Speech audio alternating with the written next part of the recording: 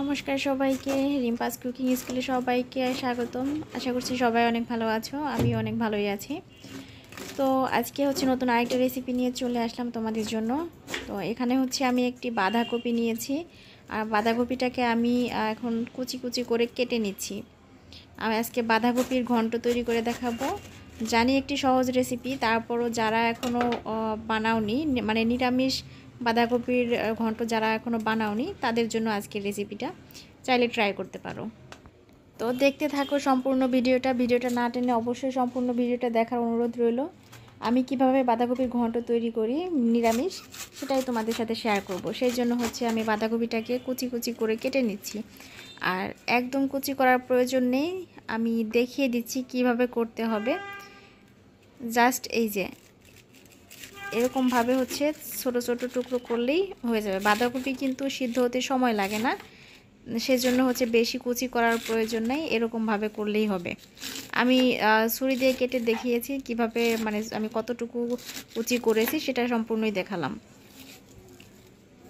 এরপরে এটা কুচি করা হয়ে গেলে আমি এটা জল দিয়ে ধুয়ে নেব, পরিষ্কার জল দিয়ে। এটার জন্য আলাদা পাত্রে উঠিয়ে নিচ্ছি।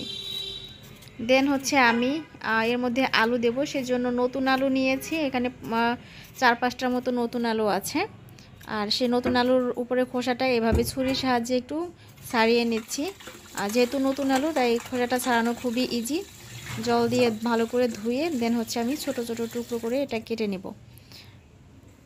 আর আজকে শুধু বাঁধাকপির সাথে আলু দিতে হবে, আর এই ঘন্টতে কিন্তু অবশ্যই বাঁধাকপির সাথে আলু দিতেই হবে, তা না হলে কিন্তু খেতে ভালো লাগবে না। আর যদি অন্যান্য সবজি, যেমন বাঁধাকপির সাথে কিন্তু সিম, পেঁয়াজের কলি, এগুলোও কিন্তু দেওয়া যায় ঘন্ট হিসেবে, কিন্তু অনেক কিছুই দেওয়া যায়, মূলা। তো আমি শুধুমাত্র বাঁধাকপি আর আলু দিয়ে করে দেখাচ্ছি।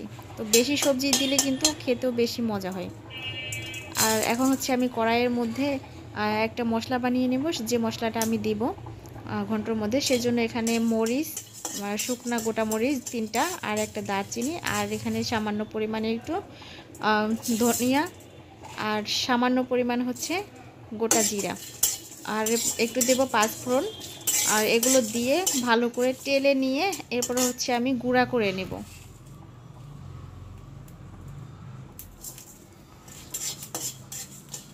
এই তো 5 ফোড়নটা দিয়ে দিলাম। দেন এখন আরেকটু ঘ্রাণটা সুন্দর আসা পর্যন্ত ভেজে এটা নামিয়ে নিয়েছি। আচ্ছা, এখন আমি কড়াইয়ে তেল দিয়ে এর মধ্যে ছোট করে কাটা আলুগুলো দিয়ে দিলাম আগে। দেন এটাকে একটু লবণ আর হলুদ দিয়ে মাখিয়ে ভেজে নিব। এরপর আমি যে বাঁধাকপিটা কেটে রেখেছি সেটা দিয়ে দেব। এটা আগে একটু ভালো করে কষিয়ে নিচ্ছি আলুটাকে। আর হ্যাঁ, এর মধ্যে কিন্তু কাঁচামরিচ অবশ্যই দিতে হবে। আমি পরিমাণ মতো কাঁচামরিচ দিয়ে দিয়েছি। আর এই ঘন্টর মধ্যে কিন্তু শুকনো মরিচে বাজার থেকে যে কিনে গুঁড়া আটা, সেটা কিন্তু ব্যবহার করা যাবে না, সেটা ব্যবহার করলে কিন্তু খেতে ভালো লাগবে না। তো সেই জন্য আমি কাঁচামরিচ আর 3টা মরিচ কিন্তু আগে থেকেই ভেজে গুঁড়া করে রেখেছি। আমি এখন বাঁধাকপিটা দিয়ে এখন একটু নেড়ে চেড়ে এটা ঢেকে রেখে দেব, তাহলে এটা যে উপচে পড়ছে এটা পড়ে থাকবে না। সামান্য পরিমাণে একটু জল দিচ্ছি, কারণ আলুটা সিদ্ধ হতে হবে সেই জন্য। আর এই যে মশলাটা করে রেখেছিলাম সেটা গুঁড়ো করে দেব। ঢাকনা খুলে আমি এই যে তোমরা দেখতেই পাচ্ছ একদম কতটুকু হয়ে গেছে এটা, মানে শুকিয়ে। তো এখন এটা ভালো করে খুন্তির সাহায্যে নেড়ে চেড়ে একটু মিশিয়ে নেব ভালোভাবে। আর আলুগুলো একটু ভেঙে দেব। ঘন্ট কিন্তু সবগুলো একসাথে করে ভেঙে তারপরে রান্না করতে হয়, তাহলে ঘন্ট হয়।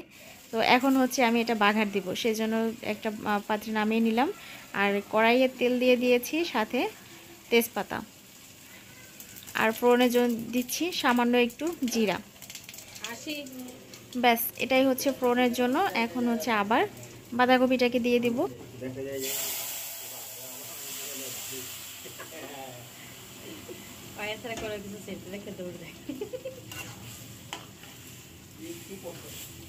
আমার বাগার দেওয়া শেষ। এখন যে গুঁড়া মশলাটা করে রেখেছিলাম সেটা দিয়ে দিচ্ছি।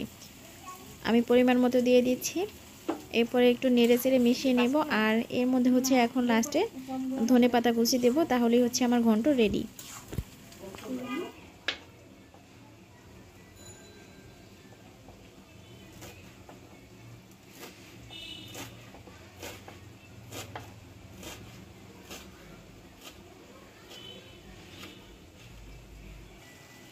ব্যাস, উপর থেকে এখন ধনেপাতা কুচিটা দিয়ে দিচ্ছি, আর একটু নেড়ে চেড়ে আর একটু জলটা শুকিয়ে নিয়ে হচ্ছে আমি এটা নামিয়ে নেব চুলা থেকে। আমার ঘন্টটা একদম পারফেক্টভাবে হয়ে গিয়েছে। এখন হচ্ছে চাইলে এখানে সামান্য পরিমাণে একটু চিনি দেওয়া যেতে পারে, তবে আমি মিষ্টি পছন্দ করি না, সেই জন্য দিচ্ছি না। আর চিনি দিলে যে মিষ্টি বেশি হবে তাও না, একদম স্বাদটা একটু ব্যালেন্সে আসবে। তো যাই হোক, আমার ঘন্ট রেডি, এখন চুলা থেকে নামিয়ে নিচ্ছি।